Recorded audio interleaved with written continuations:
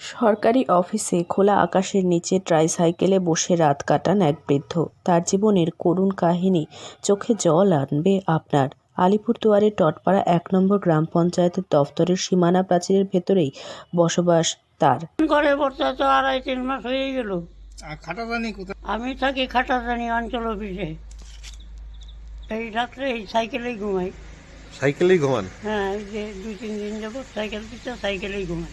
এখানে আসছিলাম আমি। এখানে আমার বাড়ি ভাড়া অফিসা ছিল। আমার মেয়ে জামাই আমার ওইখানে থেকে অল্প জায়গা ছিল, বাড়িটা ছিল, বিক্রি করে আনছে। আমাকে এখানে দেখবে, আমি অ্যাক্সিডেন্ট হয়েছি, পা ভাঙ্গা, আমাকে দেখেই আনছে। আমাকে পালবে, দেখবে। হ্যাঁ, আচ্ছা। পরে এই যে এতদিন ছিলাম, এখন আমার ২-২.৫-৩ মাস যাবত আমার বাইর করে দিল। ৭৫ বছর বয়সী এই বৃদ্ধের নাম হীরেন্দ্র সরকার।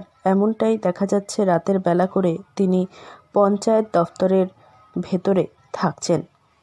কয়েকদিন আগে তিনি পঞ্চায়েত দপ্তরের সামনের দোকানের একটি বারান্দায় থাকতেন। এলাকার যুবকেরা চাঁদা তুলে একটি ট্রাইসাইকেলের ব্যবস্থা করে দিয়েছেন তাকে। তারপর থেকেই তিনি ট্রাইসাইকেলেই বসে ঘুমান খোলা আকাশের নিচে গ্রাম পঞ্চায়েত দপ্তরের সীমানা প্রাচীরের ভেতরে।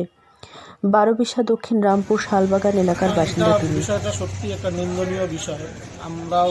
আমিও অবগত এই ব্যাপারটা নিয়ে।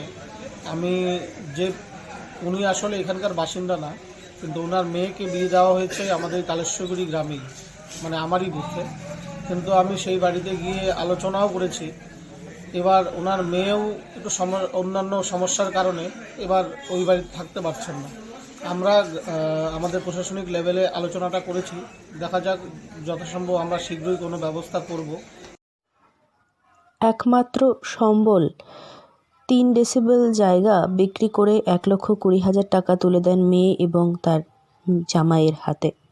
বেশ কিছুদিন তাদের বাড়িতে থাকার পরেই তারা বাড়ি থেকে বের করে দেন বলে অভিযোগ। এরপরই তার ঠিকানা হয়েছে গ্রাম পঞ্চায়েতের দফতরে। এবার ট্রাইসাইকেল পাওয়ার পরেই চোরের ভয়ে ট্রাইসাইকেলেই বসে রাতে ঘুমান তিনি। গ্রাম পঞ্চায়েত দফতরের পার্শ্ববর্তী বাসিন্দাদের দেওয়া খাবার খেয়েই তিনি দিন কাটাচ্ছেন।